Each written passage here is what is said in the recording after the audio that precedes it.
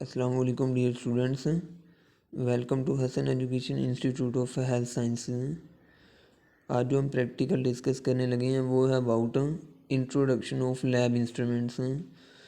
Pharmacy technician part 1 का microbiology का ये पहला प्रैक्टिकल है, जिसके अंदर हमने उन इंस्ट्रूमेंट्स के हवाले से डिटेल में बात करनी है जो कि लैब्स के अंदर यूज़ होती हैं। इसमें सबसे पहले जो है ना वो माइक्रोस्कोप के हवाले से बताया हुआ है। और microscope is an instrument use to see objects that are too small for the naked eye. यानी कि जो माइक्रोस्कोप होती है ये एक ऐसा ऑप्टिकल डिवाइस या इंस्ट्रूमेंट होता है जिसको हम ऐसी ऑब्जेक्ट्स को, ऐसी चीज़ों को देखने के लिए यूज़ करते हैं जिन चीज़ों का जो साइज़ होता है वो इतना छोटा होता है कि वो हमें अपनी आँखों से नज़र भी नहीं आते हैं। तो जैसे सेल्स होते हैं या टिश्यूज़ हैं या माइक्रो ऑर्गेनिज्म, बैक्टीरिया, वायरसेस वगैरह होते हैं। तो इन सारी चीज़ों को स्टडी करने के लिए, इनको देखने के लिए हम जो है ना वो माइक्रोस्कोप को यूज़ करते हैं। यहाँ पे नेक्स्ट जो है ना वो कंपाउंड माइक्रोस्कोप की डायग्राम दिखाई हुई है। माइक्रोस्कोप बाकी भी डिफरेंट टाइप्स की होती हैं, जैसे इलेक्ट्रॉन माइक्रोस्कोप है, स्टीरियो माइक्रोस्कोप है, या फिर स्कैनिंग माइक्रोस्कोप्स होती हैं। कंपाउंड माइक्रोस्कोप की अगर बात करें तो इसमें जो है ना वो दो तरह के पार्ट्स होते हैं, एक स्पोर्टिंग पार्ट्स होते हैं और दूसरे जो है ना वो ऑप्टिकल पार्ट्स होते हैं। स्पोर्टिंग पार्ट्स में हेड, आर्म और बेस आ जाते हैं। ये जो स्पोर्टिंग पार्ट्स होते हैं इनका जो फंक्शन होता है माइक्रोस्कोप के अंदर, एक तो ये होता है कि ये दूसरे जो पार्ट्स होते हैं माइक्रोस्कोप के उनको सपोर्ट प्रोवाइड करते हैं, और दूसरा माइक्रोस्कोप को कैरी करने के लिए जो है ना उसमें हेल्प करते हैं।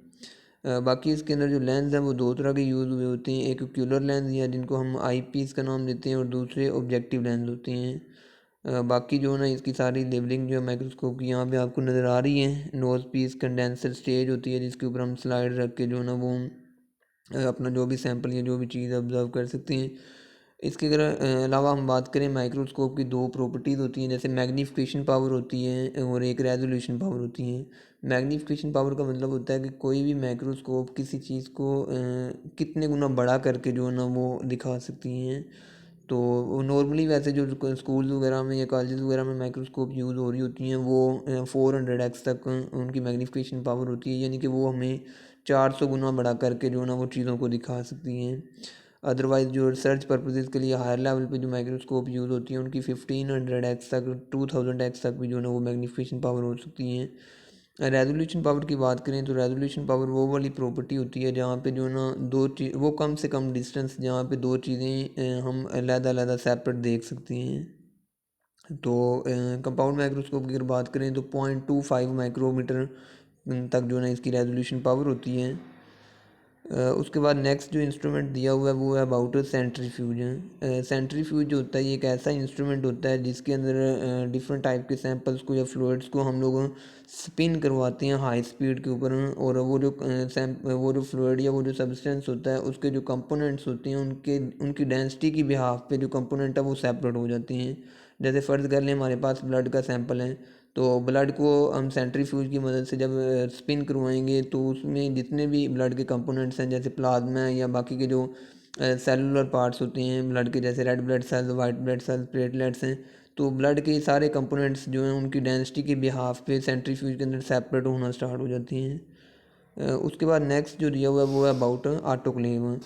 आटोक्लेव लैब के अंदर यूज़ होने वाला एक ऐसा इंस्ट्रूमेंट होता है जिसको स्टरलाइजेशन करने के लिए यूज़ करते हैं। स्टरलाइजेशन क्या होता है? स्टरलाइजेशन एक ऐसा प्रोसेस होता है जिसके अंदर हम किसी भी आर्टिकल से, किसी भी जैसे ग्लासवेयर का सामान होता है वहाँ से माइक्रो ऑर्गेनिज्म्स को किल करने के लिए या रिमूव करने के लिए जो प्रोसेस यूज़ होता है उसको स्टरलाइजेशन का नाम देते हैं।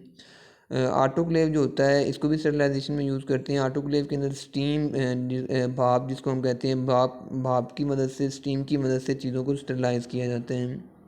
ये प्रॉपर एक कंटेनर लाइक जो है ना वो कह लें एक इंस्ट्रूमेंट होता है।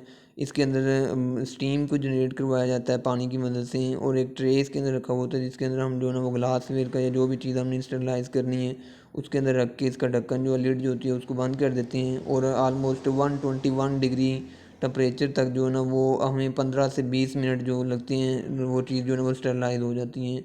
इसके अलावा इसमें जो स्ट्रिप्स यूज़ होती हैं जो कि इस चीज़ को इंडिकेट करती हैं कि जो स्टरलाइजेशन होगी है या नहीं हुई। वो टेप की फॉर्म में हो सकती है जो अपना कलर जो है ना वो चेंज कर देती हैं जैसे ही जो है ना वो स्टरलाइजेशन हो जाती है किसी चीज़ की, तो वो इस चीज़ को इंडिकेट कर रहा होता है कि हमारा जो प्रोसेस है स्टरलाइजेशन का वो कंप्लीट हो गया है। उसके बाद नेक्स्ट दिया हुआ यहाँ पे pH मीटर के हवाले से। pH meter is a laboratory equipment which is use to measure acidity or alkalinity of a solution. pH meter जो होता है ये एक ऐसा इंस्ट्रूमेंट होता है जो कि किसी भी सोल्यूशन की एसिडिटी या अल्कलाइनिटी को मेजर करने के लिए यूज़ किया जा सकते हैं। उसके बाद नेक्स्ट आ जाता है लेबॉरेटरी इंक्यूबेटर। इंक्यूबेटर जो होता है ये एक ऐसा इंस्ट्रूमेंट होता है जिसको हम लैब के अंदर यूज़ करते हैं।